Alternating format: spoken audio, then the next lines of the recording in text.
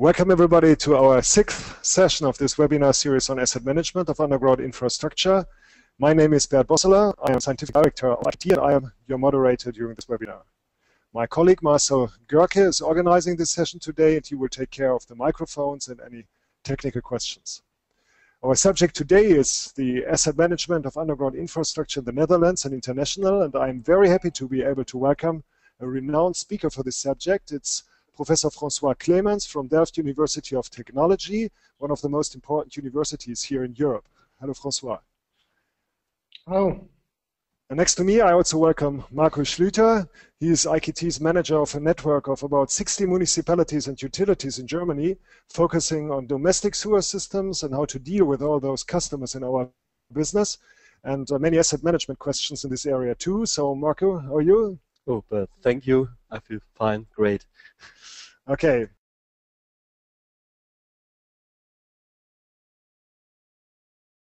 A participant of RioNet, a very famous and important organization in the Netherlands for especially this subject of sewers and sewer systems. Tom, could you please share the camera and introduce yourself with some words?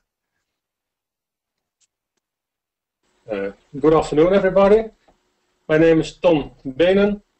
I'm responsible for the research program of RioNet, and it's my first attendance to this webinar. Asset management has got my special interest within RioNet, so I'm very anxious to see what's happening here. Thank you very much, Tom. And I know you're doing a lot of good work on asset management too at RioNet, so very happy to have you with us today. And I can also see from IRWA, it's Deirdre Alves from IRWA. Hello. Yes, good morning. Thank you for having me on the webinar. This is my first webinar with you all, and I basically head up and direct all of our professional development initiatives and education and credentialing with the International Right-of-Way Association. Thank you very much, Deirdre. And so now let me introduce our speaker for today,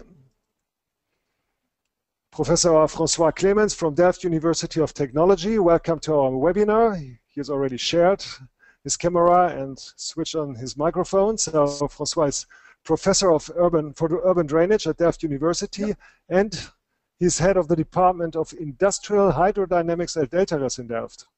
His area of expertise comprises, amongst others, the hydraulics of urban drainage systems, the optimization of wastewater systems, and policy studies for municipalities, water boards, and ministries. So today, Professor Clemens will give an overview about asset management issues in the Netherlands, as well as international, with a focus on science and research in water and urban drainage. François, it's a great pleasure to have you with us today. We are all looking forward to your presentation. So are you ready to start it now? Thank you.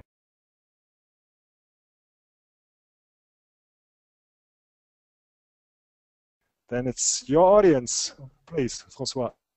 Okay, thank you. Well, welcome. It's the first time for me to address an audience in on a webinar, so it's a bit strange to sit in my own room and talk to you, but I'll try to make it as lively as possible. I would like to give you a very brief overview on academic research on asset management of underground sewer systems. Then I would like to discuss with you what we found in the sequence of projects and the quality of CCTV inspection results. I would like to show you 3 researches that we have finished or have almost finished on the issue of asset management. The first is hydraulic fingerprinting. Another one, and that's very important in Holland, because as you know, we live in a swamp basically. So ground subsidence is a very important issue here, and we have been looking into the possibility of using that information as an indicator for damage. And a very important issue in Holland, and I'm pretty sure in other countries as well, is faulty connections, either wastewater on stormwater systems or stormwater on wastewater systems. And we did some experiments with temperature measurement to detect the location where such faulty connections are present. So that is basically what I'm going to tell you in the next 20 minutes, I think. Okay, when we look at the research in academic world, it is starting to grow, the interest for the topic, and that is mainly due to the crisis. Normally engineers are more interested in designing new issues, so it was not really interest in asset management until 5 years ago, when we started to realize that you have to maintain the assets you got. Basically, you see two approaches in the academic world. One is the data-driven approach, in which researchers try to use the data that are available, mainly databases on geometry, structure, age, material, and mainly inspection results, and try to build models on that with which it is possible to predict what could be the lifetime, or what is a priority in replacing or rehabilitating sewers. That is mainly done in EOAG. They are doing pretty much research in that respect in Switzerland, and also Austria. In Vienna, there's quite some research going on making decision models in which also organizational aspects and societal needs, economic factors, and risks are being incorporated. The big problem with this approach is that the data used for such research are normally well, not collected for that purpose, and the data quality seems to be an issue. So that is a discussion we had a few weeks ago on a workshop here in Delft. And the good news is that the people who are following the other approach, the deterministic approach, and the people working on data-driven approaches, well, we came to the conclusion that we have to be more in cooperation with each other, and next year we're going to formalize that. So we're trying to bring both worlds together in order to avoid that on every university somebody is doing work without not knowing or using the work others have been doing. Well, I'm more in the deterministic approach, and what we try to do is to understand the failure mechanisms that are active in deterioration of, well, mainly sewers in my case, but there's quite some overlap with also drinking water systems or city heating systems.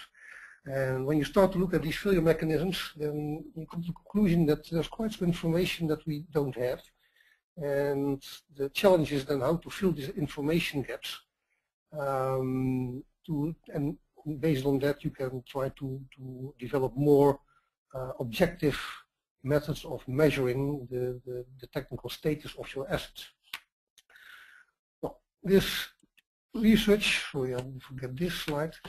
We set out in a project by Walter van Riel to ask people who are making decisions on replacement or rehabilitation, what type of information do you use? And I got a slide here in which we have taken two samples. The first sample is the values on the top of the slide. These are people following a course. In the Netherlands we got a course on basic sewage education, 14 guys, and we asked them, try to give the priority of the information you're using when you're going to make a decision. And you can see that there's quite a wide spread. The most important, according to these people who are still in education, is camera inspection, and the less important sort of information is gaps in the road. Interesting to see, we also asked a group of 15 very experienced sewer asset managers how they thought about it, and they came to slightly different conclusions. As you can see, the most important information they draw from hydraulic models, which is stunning in my opinion, and good second is again camera inspections. So you can see that there is some difference in people who are still in education and people who are having some experience. However, when you look at these information sources, they're not very hard. It's more, yeah, circumferential, basically what you see. And given the fact that both groups hold very strong on the value of CCTV inspections, and these values or these results are not always as good as people hope. We've been doing research with people from INSA de Lyon and also from University in Vienna to look into what is the value and what is the measuring error in this type of inspection. And the reason is that we learned that when you look at the assessments of, and that's very, very scary in my opinion, the assessment of X-ray photos or MRIs in the medical world, you can see that the observed error in those information sources is 20 to 40%. And these are very highly trained people. In bridge management or 10-point scale, you can see we have also quite some variation in what different inspectors see. So the question was put forward, okay, when we look at CCTV inspection footage from sewers, can we observe the same? And to that end, we used some databases from the Netherlands, from Austria, and from Germany and France, and on different levels. We started with to look at how good, how well are the inspection examinations made. Because you can expect that these people are highly conditioned, they follow all the same course. What is the difference in their results? With a second database gathered in day-to-day practice, and that was mainly aiming at defect recognition and description interpretation. And from France we had a very nice database which was judged by 4 independent experts, so we could identify the difference in opinion of 4 people.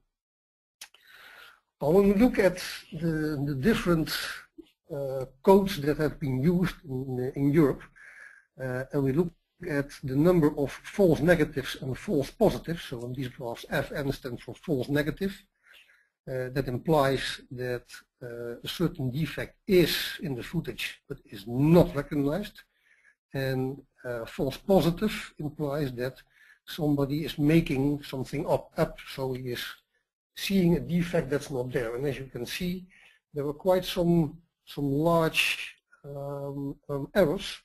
For instance, in the false negative, and that is, well, logically, because from psychology it's known that when you look at a picture, an average person is able to detect 6 or 7 issues in a picture and no more. And for instance, when you look at some norms, especially as the new modern European norm, people are expected to discriminate between 51 different issues. So false negatives is logical, but it implies that the report you got on your CCTV inspection doesn't say everything.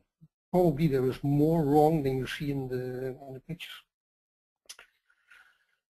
Well, then we had 5 data sets, and what we did, it was inspected twice in a short interval, about a year, and we were looking for disappearing defects. So it implies that on the first inspection, a certain defect was recognized, and at the second inspection, a year later, it was not recognized. So it was disappearing, which is normally not possible. And we used these codes and these defects.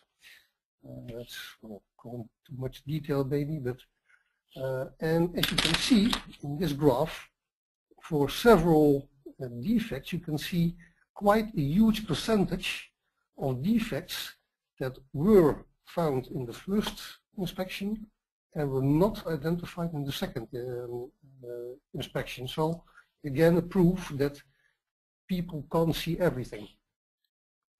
And then you see, well, we made a kind of model for it. And you can see in the different bars, for instance, for infiltration, we made a model on what we estimated on uncertainty based on our model and what we observed in the data set.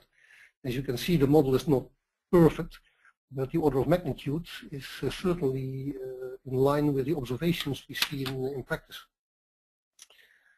And another very important issue is incorrect coding. Especially in Germany, people use a 3-letter code, and you can see that the probability of incorrect coding varies for different defects. For instance, root intrusion, well, it's very easy to see and very recognizable, but something like ingress of soil, for some reason, is very, very, very vulnerable for incorrect coding. So, all in all, when we look at the value of CCTV inspection footage, you can see there is quite a good large risk of false negatives, only about 25%. And when you have a very complicated code, like the EN13508, and that is having relatively much differentiation in defects, that error even increases. So I'm not saying that CCTV footage has no value, but we have to recognize that there is quite some variation in the results and quite a large risk on false negatives. So, in my opinion, CCTV footage has value, but is more as a kind of indicator where to look deeper into the trouble you have or may expect.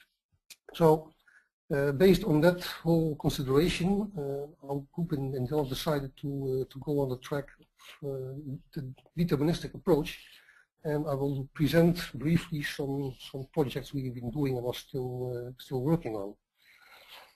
A very nice example is using hydraulic fingerprinting.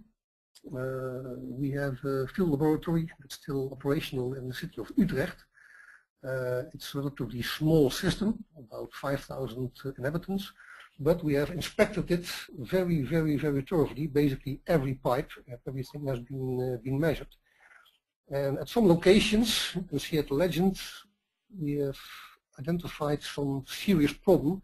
You can see some pictures of root intrusion, which resulted in flooding of the streets.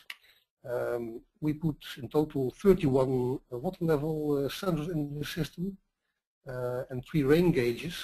And based on these results, we set out to monitor the system with defects for a year and a half, with 30 records now. So every 2 minutes we were measuring water levels at 31 locations. Then we have cleaned the whole system out, and we did a year and a half of measuring without these obstructions. And in addition to that, we analyzed also all the call data from that area. Well, when you calibrate a model, we did it with defects and without defects. You can see that these are model parameters. And you can see that there was quite a change in value. For instance, when you look at the K value, that's basically hydraulic roughness, when we modeled the defects in the system, we arrived at an average K value of 1.2 millimeters. When we try to do it without the defects in the model, but the defects in the measurement, you could see that we arrived at a K value of 16, which is amazingly high. And it is an indication that there is some obstruction in your system. Well, it goes a bit too far in detail now, but we were also able to tell from the graphs we saw in which location there was probably some blockage. And another indicator for that were these graphs. When you calibrate a model, one of the important things you should do is analyze the difference you got between your model and your measurements. And when everything is perfect, you arrive at a graph that looks like the left graph we present now, which shows the probability density distribution, which should be Gaussian. You can see that when you have a good model, as in the left graph, then the fit is very good. In the right graph, we try to calibrate the model without defects on the measurements with defects, and you can see the big difference you see. In the first graph, you can see that we are able to calibrate the model between plus and minus 10 centimeters. If we don't take the defects into account, then the deviations become between minus 20 and plus 30 centimeters. So it's a very good indicator how to work. And the idea how we're going to use this is when you have the sewer system that is cleaned out, you do some measurements, you calibrate your model, you keep your parameters, and after a few years you do the measurement again, you can see if there is some deviation. And if there is some serious deviation, then it is wise to look any further. If there are no deviations, there's no need to do any inspection. So there might be a future application in which you can on a more rational basis decide when and where to do CCTV inspection. Another project which we're still working on is the field measuring of hydraulic roughness and pipe geometry. I'm pretty sure you're all familiar with laser sheet scanning. The trouble with laser sheets that are being mounted on the camera is that the camera is well, driving over joints and maybe sediments, so the orientation and the exact position of the sheet is unknown. We developed a measuring system with which it's possible to correct for the misalignment and the orientation of the camera, and that implies that we are able to scan the interior geometry of a pipe with an accuracy of about 3 to 4 millimeters at the moment. And that gives you a fair good idea of where is the thinnest part, as you can see in the middle graph. And if you make it 3D, you can even go to some finite element analysis. I will show you a brief or small example of that in a few slides. Another thing that is possible with 2D laser scans is to make scans of the surface of the pipe. And there is a method developed from which you can extract the actual K value for the material. And we did that on 4 samples. We checked it with hydraulic measurements. And using this technique, it is indeed possible to get a measurement of your K value with an accuracy of about 4%, which is well, quite enough to make some hydraulic calculations. And that implies that you're able to see, when you're looking at a corroded pipe, whether or not that pipe is still able to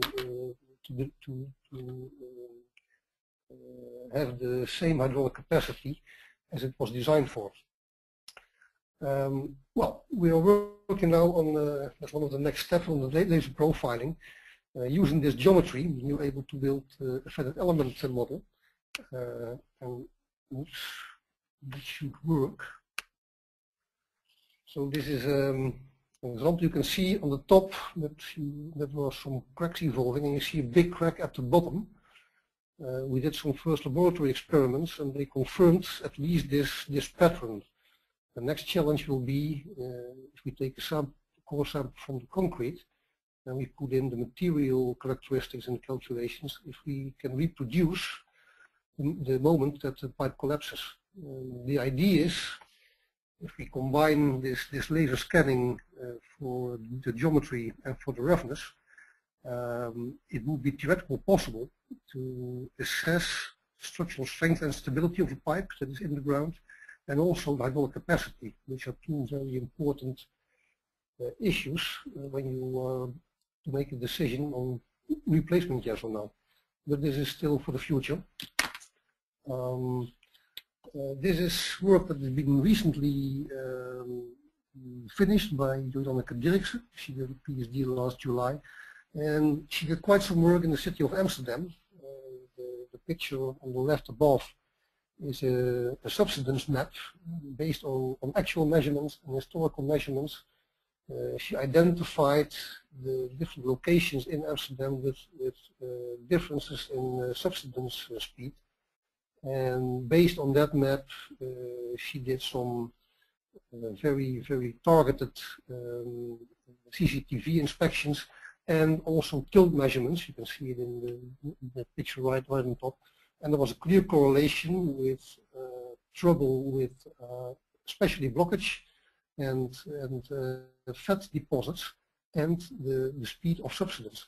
So that implies that in Amsterdam they can use this map also again to make a good plan where and when to do further inspections on detail, so we can be more targeted at the problem areas. Well, another thing I'm pretty sure you're well aware of is that we have quite some groundwater leaking into our sewers. When you look at most locations in Holland, about 50% of the effluent that is being transported to the wastewater treatment plant is groundwater. So that is a waste of money. And another negative side effect of leaking sewers, especially in the western part of the Netherlands, is that the houses are founded on wooden poles, wooden piles. And if these piles get dry, so the groundwater drops, they start to rot, and you have serious damage on your buildings. Well, assessing the amount of groundwater that's entering the sewer system is doable. There are quite some good techniques for that, mainly developed in Germany, by the way. And lately in France, there was a method developed based on the isotopes of of oxygen, depending on your drink water source and the composition of your groundwater. You can identify the amount of groundwater leaking in using a simple isotopic analysis, which is quite accurate. But knowing that, you still don't know where the leakage exactly is. And a few years ago, we started out with reflection laser pulse measurement. It's basically a technique that originates from the oil and gas industry.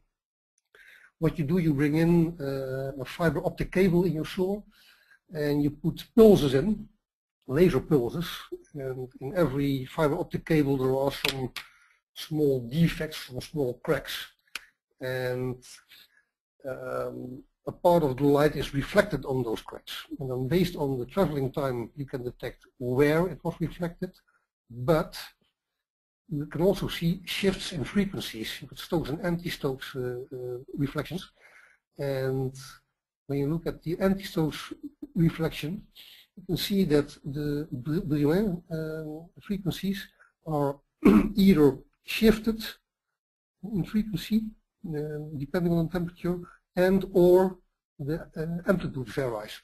So all in all, it's possible with such a technique to do a measurement over a length of, at the moment, a maximum of 2 kilometers, in which you can see temperature differences up to 0.1 degrees centigrade, and a resolution in time of every 30 seconds, and a resolution in space of 2 meters. Well, you got a truckload of data from these experiments. I'll show you one example here. Maybe to clarify, the scheme at the bottom is a side view of a sewer system, which was supposed to be a stormwater sewer. And the picture above is more difficult to read. On the x-axis you can see the distance in meters, and on the y-axis you can see the date. So actually this measurement goes from the 22nd February until the 25th of February, and that was in 2008, if I'm correct. We can see these nice colors.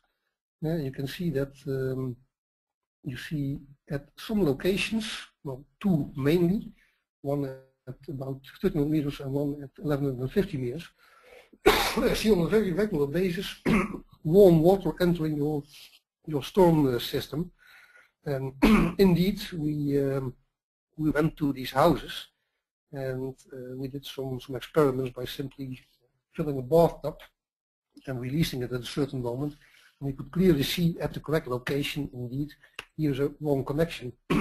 So that is a technique that is applied quite a lot over the last years in Holland, especially when people are starting to renovate old systems and see whether or not they should take care of the house connections. Okay, well, that was about it. Sorry. Well, maybe some future work. At the moment, we started a new project on laser scanning, and the idea is to see if we can develop a method with which you can define the amount of sediments that are present in a given such a sewer. Because there was always some big discussions on cleaning projects, how much sediment have been removed. And if you can measure it quite accurately, you're not having any trouble in discussions between the guy who was cleaning out and the guys who is having to pay for it. Another issue, very important, leakage detection. And then leakage into the sewer system is more or less possible with this temperature measurement I showed you. But the challenge is also to detect sewage leaking out of the sewer into the groundwater. Furthermore, and we're working on that right now, is constructive strength and stability of in situ sewers. And all the end goal we have is that we want to use integrated information from various techniques to obtain a very objective quantification on the functionality of the sewer. So you can make basically an assessment saying, okay, the safety factor I've got against collapse is 1.2 and it should be 1.5. Okay, there I have a reason to either rehabilitate or replace. Or this sewer is leaking too much, we should replace it. Or this sewer is having serious loss of hydraulic capacity, so it should be replaced. And we feel that going down that track gives you a better foundation for decision making in sewer asset management. I'm not saying that we should do detailed measurements on each sewer, but I think when we use the additional information that we have, for instance, this subsidence, or maybe hydraulic fingerprinting, or maybe the models that are being built in Switzerland and Austria can pinpoint us or focus us on those locations where high risk are suspected, and using these techniques we can try to quantify it. Okay, any questions? And I hope I was in time.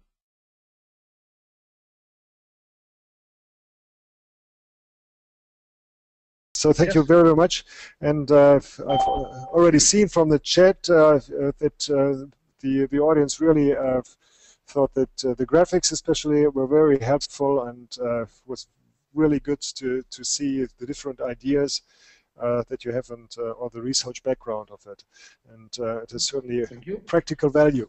So thank you very much, and yes, there are some questions. One question is, in the beginning you were talking about that there's a data-driven approach or a deterministic approach, and with regard to risk analysis, where would you classify this? Is it more a data-driven approach? Because usually in pipeline engineering and also in water supply, gas supply, they are all talking about risk analysis. So how would you classify this risk analysis with regard to your both approaches? Well, you got different approaches in risk analysis. For instance, when you look at, of course, risk implies that you have to know something about the probability that something doesn't function correctly. That's one thing, and that's very deterministic, at least when you try to follow the path of understanding failure mechanisms. The other part is the assessment of the damage that follows. And that is quite complicated, because how can you calculate the hindrance for the traffic? How do you express that in money? We also know that there are some health risks involved in sewer systems. There was a recent study at the University of Utrecht trying to quantify the health risks from urban water, and also from flooding sewer systems. And that risk is not very large, but it is significant there. So I think in this risk approach, it's a mixture of data-driven and trying to follow the deterministic path. You have to. It's simply too complicated at this moment in time to identify all the mechanisms that are working there. And of course, if you don't have a good idea of the mechanisms, and you do have data, it's logical to use the data you've got. Mm. But okay, The second question is, you've been talking about hydraulic failure, you've been talking about structural failure. What about economic failure? That was a topic in our last webinar, Walter Graf from the Water Environmental Research Foundation was talking about. So he said there is a certain economic lifetime, and we also have to evaluate the risk of economic failure. Yes. Is this included in your models? No. Okay. No, I'm a technician, not an economist, but it is true there are different reasons to replace a pipe. For instance, if you're going to put other functionality in a certain area, it is certain that you have to put different demands on the sewer system that are there. So there are different reasons for replacing or rehabilitating sewers. I'm sticking to the technical part. Yes, and that's a quite large part, as we have seen, and I think this method of hydraulic fingerprint was very interesting to see. And one question is, we've discussed it here together with Marco because of the domestic sewer systems, and there's a lot of discussion about the inspection of those systems. Is it's necessary? If it's necessary, if there are alternative methods. Is the hydraulic fingerprint also a method for smaller systems like domestic sewer systems? Can it be applied there, or is it an economical? I would say no. I would say no, and the reason for that is that the models we are using to model hydraulic behavior of sewer systems is unable to cope with very, very, very small water depths. That's one thing. And another issue is that the very important demand is that you should exactly know what the system looks like. So every bend, every stretch of pipe should be there. I don't want to think about how to assess that information in every individual house.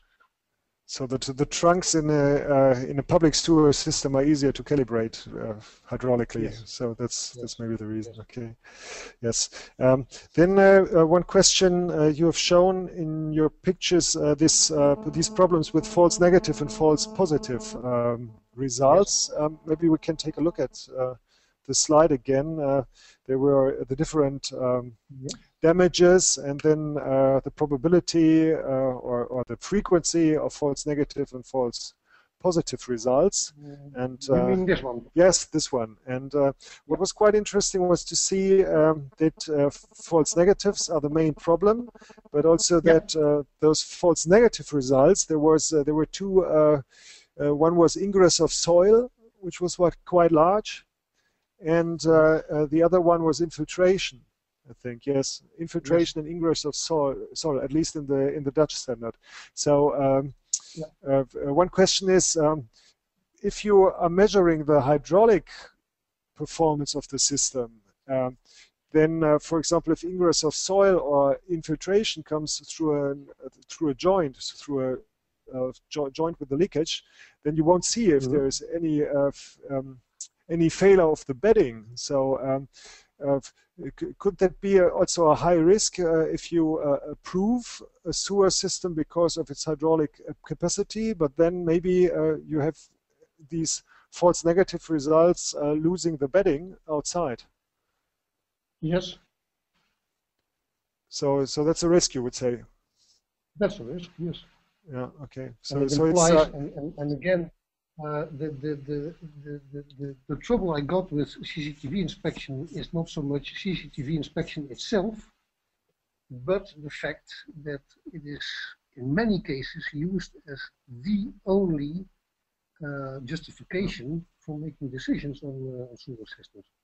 And when you know that, well, you can put some questions on the quality, and well, when you got poor data, you got poor decisions. That's as easy as it is. So I would say that if you're really considering to take some action, don't rely on the reports only of the CCTV inspection, but take a look at the footage yourself, maybe with different eyes and looking somewhat deeper into it, and maybe make a decision to do additional measurements. Very good example I encountered a year ago in municipality of Arnhem, got a very, very big sewer that was in the act of collapsing, I would say. And we used a whole lot of different techniques to assess the exact deformation, because based on CCTV inspection, well, there was not very much wrong with that system. But when we started measuring the deformation, it was really scary. So yes, there is a risk when you rely only on CCTV footage. Okay, so your point is you say the hydraulic fingerprint doesn't give you information about the bedding, but the optical inspection doesn't neither. So it's better to have at least. And we're designing the system because we want a hydraulic capacity. We're not designing a system because of optical features. It's not a car we buy which have to have a certain optical behavior, but the hydraulic behavior is more important, because it's the design and issue. Very important, in my opinion, you should use different measuring techniques, because each measuring technique has its strong points and its weak points. And if you're making a smart mix, maybe we can arrive that we have all information we need. Okay, so there are quite a lot of questions. I have another question from the audience here. What about the costs of those assessment techniques? You've been describing the hydraulic fingerprint, lasers, and especially where should they be applied in a case the budgets are limited, which usually they are. Yeah, that's correct. Well, I can give an answer to that. The temperature measurement is being applied on a commercial basis. We've got in Holland at the moment 2 or 3 firms who are actually doing that for municipalities, so that's apparently worthwhile. The laser technique is applied since 10 years already. The only thing we added was a more accurate manner of post-processing of the results that came out of it. It is not cheap. It's comparable with CCTV inspection. And well, you got information, very dense information from the measuring technique. And of course, I wouldn't apply it always. But if you're going to make a very, very important decision with a lot of money, you can get detailed information out of it. With respect to hydraulic fingerprinting, that is very expensive. With one connotation, it is expensive in this case because we installed quite a lot of measuring devices, especially for this project. We could do with less, and we don't need to measure for 3 years in a row. When you've got some experience, you can do a measurement 1 month at the start, and maybe after 5 years again 1 month of measurement. And I didn't make the calculations, to be fairly honest with you, but in that case it is, I think, cheaper than 1 round of CCTV inspection. Of course, when you're unlucky and you do that, you have to do a CCTV inspection as well. If there's nothing wrong, you can go on for another 5 years without inspection. So it's a bit of a gamble. The only thing is that you take decisions based on very, very objective information. And that's a big difference. Yeah.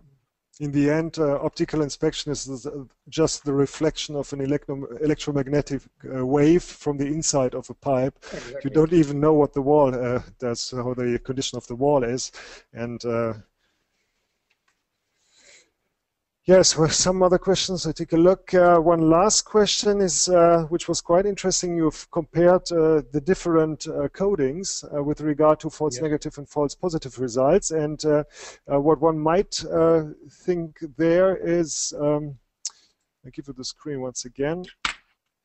So it was about false negative and false positive results. And it looked like as if an exact coding, or the wish to have an exact coding, that this is right, what induces errors. So yes. The more you want an exact and very complicated coding, the more you have the risk that the inspector fails. That's really stunning. You're falling away. Yeah, that's exactly what we found, and that is logical because if you read the literature on the psychology of observation, a human brain can absorb a certain amount of information. It can be trained to a certain limit, but if you are stretching what you're asking from that same person, logically you're going to introduce more and more errors because you simply can't see it. Yeah. So what would you suggest? Do we need a new coding, or do we need a very simplified coding, like, for example, just very bad, very good, and something else? Yes. Basically, that's what we even suggested to the European committee was working on these codes. We suggested, okay, don't make it too complicated. Even try to reduce the amount of things you want to have in your code. That did not really help because, as you know, in these discussions of norms, it's more of politics. But at least there is in the new version there is some warning that errors may occur. Something like that is written down in the code at the moment. But indeed, you should go for a very, very simplified version. Mm-hmm. Basically, a maximum of 6 or 7 types of issues can be addressed. Mm-hmm. So basically, what you're doing, you're using human eye and human brain as a sensor, and well, you're quite limited by the way. Yeah. Okay, this is just to say many thanks to the professor. It was a very interesting presentation. For me, it's quite difficult to follow. So I think it's quite important to have the real investment from the beginning. It makes everything a little bit more efficient afterwards. Thank you very much. Okay, welcome. Okay, thank you very much. Then we go to Hagen, City of Hagen, Andreas Reichel, who is first on the list here, is unmuted. Hello, Andreas. Yes, hello from Hagen. We just had the question. It looks as if those techniques are quite expensive, and we wonder how you would apply those techniques in case the budgets are limited. Is there any idea where you concentrate the amount of money is available, or is it just a theoretical thing which might help in theory, but in practice it's difficult to apply? Well, thank you for that question. With respect to this temperature measurement, that is actually applied in the Netherlands for the last 5 years, and we have 3 commercial firms who are just doing that. So apparently they were able to reduce the costs and some automatic analysis of the data. So that is already applied in practice. With respect to the laser scanning, the principle has been applied over the last 10 years. Panorama is well known. The only thing we added was post-processing on the data to correct for misalignment and the orientation of the camera. Because we found out that when you don't do that, you can have deviation of up to 10% of the pipe geometry. And we reduced that error to 3 or 4 millimeters, making it usable for finite element analysis. Of course, it is a technique that is still in development, but doing the measurements is already done. But the whole analysis after that, doing a finite element model and assessing structural strength and measuring the roughness is only done at this moment in time in the laboratory. Actually, we hope next year to do some tests in the field, and then we can make some estimation of the cost. So that is to be seen. I got no answer yet. I'm sorry. Thank you. Thank you for your explanation. Thank you. Then from Kentucky, William Bush. Bill, you're still there. Hello, and good morning. Good morning. Yes, you know, I see the analysis again of single utilities like sewer and the detail that's going into that, and perhaps an attempt to, in some cases, predict replacement based on the data collected. And it looks like we have work to do as we go forward to link many utilities and the effect of replacing one that might be close to another. We talked about this before, but I think, Bert, as we go forward in our research and discussions, there's room for more seminar topics related to how to get the various other utilities to mesh their data so that replacement considers an opportunity if somebody else is replacing theirs at the same time. So I think we have work to do ahead in that respect, and I look forward to that progress. Okay, thank you very much, Bill, for this encouraging feedback. So thank you very much to all of you. I think that was a very interesting, a very illuminating webinar session today. We had a great presentation from François Clemens. François, thank you very much for all the information you've given to us. Thank you for participating and for your questions and contributions. It was very nice to meet you again during this 6th webinar for our series on asset management. So in any case, I hope we meet again during our next webinar session on 16th of December, once again on Monday. However, this time it'll start 2 hours later than today. It'll be at 11 a.m. Eastern Standard Time or 1700 Central European Time.